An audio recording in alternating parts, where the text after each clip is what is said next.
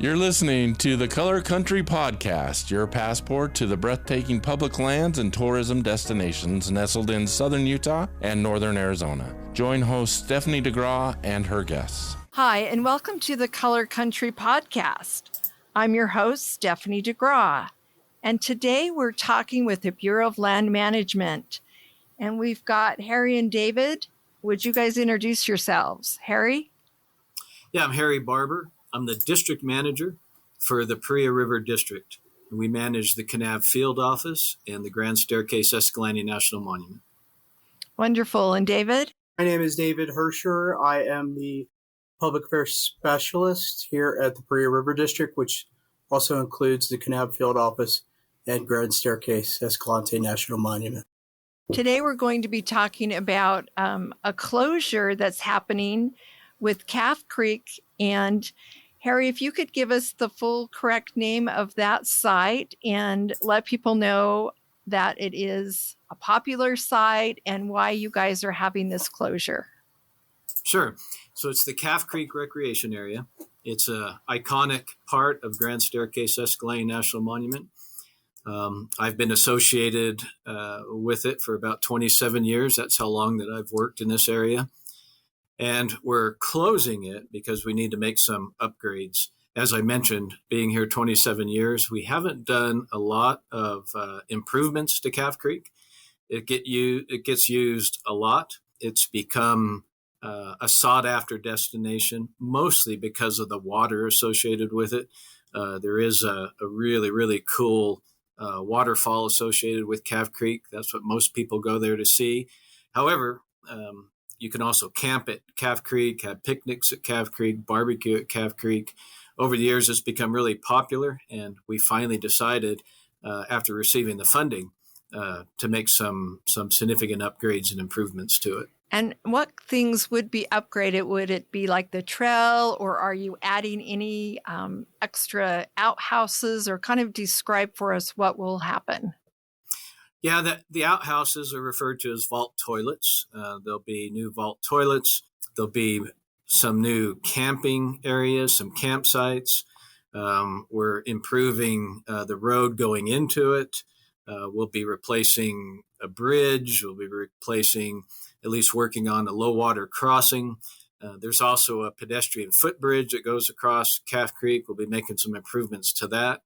And then within the creek itself, we'll be making some improvements to the retaining walls associated with the creek when you come into the campground. So really, there's going to be a lot done with the area that people camp in and recreate in.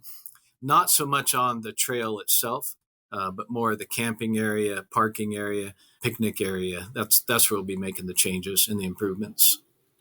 Well, that's really exciting. I went in that area last summer and was going to hike it, but it was so crowded. I ended up going to another place, but I'm excited to come back once the new improvements are there. And your experience isn't unlike what a lot of people are experiencing now.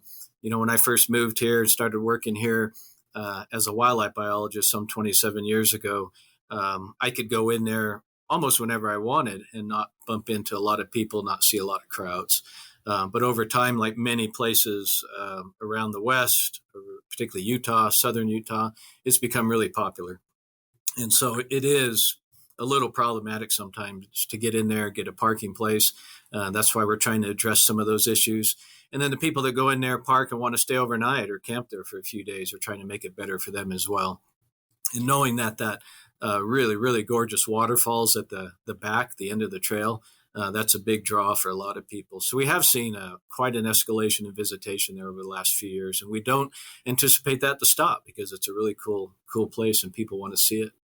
yes, and it's wonderful that it's going to be easier to visit. And I was wondering, from the parking area, about how long of a hike is it back to the waterfalls? It's about 3 miles once you get on the trail. The parking area, there's a bit of pavement there. That's where the bathrooms are. It's a short walk from the parking area to where the trailhead starts. And then from the trailhead back to the waterfall is about 3 miles. We caution people, even though it's relatively flat, There are some parts that go uphill. There's some parts that go downhill. And then there's some sand. If you're there in the springtime, if it's not too cold or frozen in the wintertime, that sand is packed and a little easier to walk through.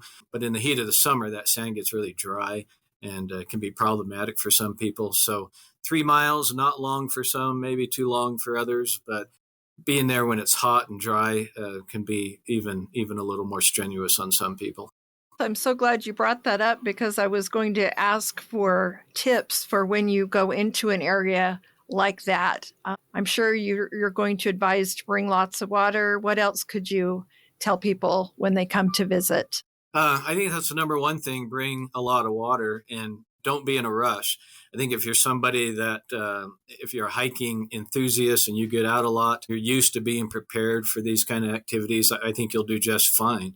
If hiking is something you don't get out and do very often, but you've seen pictures of the waterfall and you really want to see it, I think being prepared with water, number one thing, taking your time, making sure you have something to eat along the way, even though it's only 3 miles. If you're planning on coming back, that's another 3 miles. We want you to come back. So that's a 6-mile round trip. And so I think food, water, taking your time.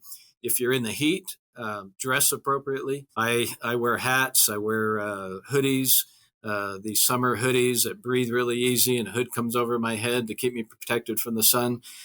You're walking along a riparian area, but it's still relatively open. And so in the heat of the day, almost the entire trail gets a lot of sun until you get back to where the actual falls are. And then you're somewhat sheltered in the trees. Yes, and for people that haven't been out there, which river is feeding those falls? And so that's Calf Creek itself that's doing that.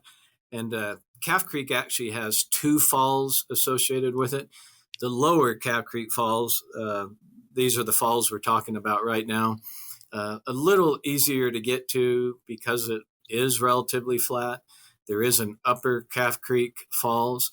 The trail to it is a little more difficult to follow. It's actually not quite as long a trail, but it's really steep and rocky. And so going down into it, maybe not so bad, but coming out of it, a little difficult. And then Calf Creek itself will pour into the Escalante River, which is the main drainage system there. And actually, where you would be at Calf Creek, the parking area, you're only 1.5 miles or so above Escalante River, where Calf Creek pours into. Yes, in fact, that's what I ended up doing when I skipped Calf Creek. I went up to the Escalante Riverhead and had a wonderful walk there last summer. So beautiful with being able to walk right next to a river. It's just beautiful out there. Tell us how these projects get funded. This has special funding, GOA funding, Great American Outdoor Act that we applied for. Ourselves and Color Country District, which is a Cedar City area, we combined some projects together that were able to receive this GOA funding. The GOA money that Color Country receives will pay for some of their projects, and this GOA money that we got is going to pay for Calf Creek. We're not going to be able to get all this work done in 1 year. This is going to be several years of trying to get this done. This year, there are certain components that are going to come together. We'll start the work on those new camping spots. We'll start the work on the retaining walls. We'll start the work on some sunshade, sunscreens. We'll do as much as we can this year. And then in 2025, we'll be back at it again with more work, and we'll stick with it until we get it done. So this is really such a big project. It sounds like it's ongoing. That came with a lot of pain. Yes. I was thinking about this this morning. We remodeled my home, my wife and I. And in doing that, the contractor basically said, with the kind of remodel we were doing, we need you to get out of the house and be gone for a little while so we can get the work done. And that's what we're doing now, is if we're going to get this kind of work done that requires this kind of intensity in terms of construction, we really can't have people around. It becomes a big safety issue if we have people around, all of the construction, all of that equipment, all the machinery. And so we really had to shut it down. And we worked really close with Garfield County because we want them to know that we know that this site is important to them in terms of visitation. And so we've worked with Garfield County. David Hercher has been a really big help in helping me get the word out with Garfield County to find other places like you did to hike somewhere else for a little while. And so we've put out some information to help people find other places that they can go recreate while we try to get this work done. And like you said, you went to Escalante River, beautiful spot. But we've tried to come up with 8 or 9 or 10 places that people can go see that are also really cool and exciting to see.